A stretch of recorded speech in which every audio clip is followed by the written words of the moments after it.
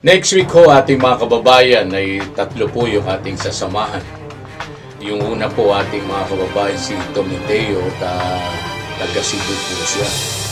At nasa Valenzuela siya ngayon dahil doon sa kanyang kaso ating mga kababayan na pumunta sa Cebu para bayaran yung amilya, pero hindi na po in-accept po. Yun, sasamahan po natin sa sangay ng gobyerno. At pangalawa naman po ating mga kababayan, yung binugbog naman ay ating tutulungan at meron na po certification of file action at tutulungan po natin at magsampa ng kaso. Pangatlo po ating mga kababayan, yung right of way na humingi sa atin ng tulong ay ating aaksyonan at sasamahan sa barangay para higit na matulungan natin yung ating mga kababayan.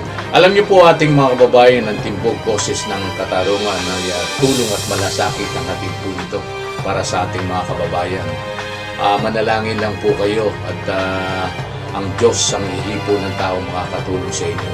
Alam niyo po ang aking programa, hindi po ako nagsasawang manalangin dahil alam ko ang Diyos na makapangyarihan sa lahat ay nasa likod ko sa paggawa ko ng mabuti sa ating mga kababayan.